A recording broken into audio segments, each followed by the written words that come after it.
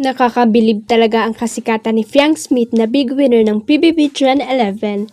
Talagang pinagkakaguluhan nga siya sa Bida Kapamilya event ng ABS-CBN Studios na ginanap sa Bataan noong November 22. Libu-libong kapamilya fans nga ang dumagsar sa nasabing event dahil hatid PBB Gen 11 housemates ang napakaraming sorpresa. Bumida sa okasyon ng hatid na performances ni Fiang pati ng mga kapwa Big Four housemate na sina Rain, Colette at Kai.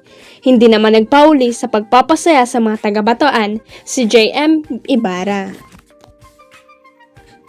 Siyempre ang lakas ng hatak ng tambalang Fiang JM sa mga taga-Bataan.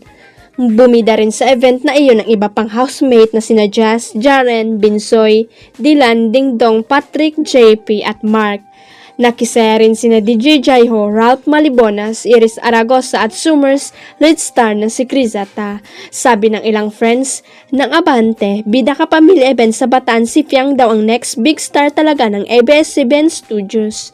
Anyway, layunin ng nationwide Bida Kapamilya event na mapalapit ang kinagigiliwang kapamilya shows at stars sa mga Pilipino sa angmang sulok ng bansa bilang pasasalamat sa kanilang taus-pusong pagmamahal at suporta.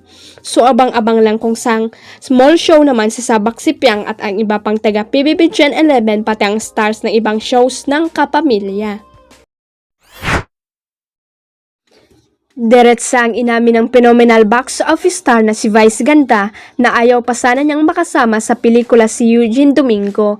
Isa si Uge sa supporting cast ng Metro Manila Film Festival 2024 entry and the breadwinner is mula sa Star Cinema at ABS-CBN Studio. Sa Grand Media Con ng pelikula kamakailan lang inamin ni Vice na may ibang project siyang naiisip para sa kanila ni Eugene kung saan pareho silang bida pero ang gusto raw talaga ng direktor nilang si June Lana para sa role Tita Baby ay si Ogie. Si Direk Jun gumamit ng friendship card kasi gusto niya talaga si Ogie for the role. Ako kasi ayoko pa kasi meron akong dream na project na kasama ko si Ogie. Payag ni Vice.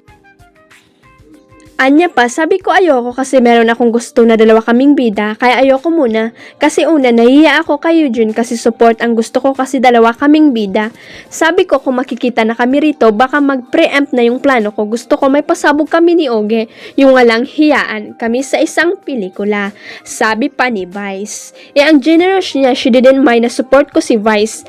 Anya pa. Sabi pa ng TV host comedian, proud na proud siya sa kanyang comeback movie at very personal para sa kanya.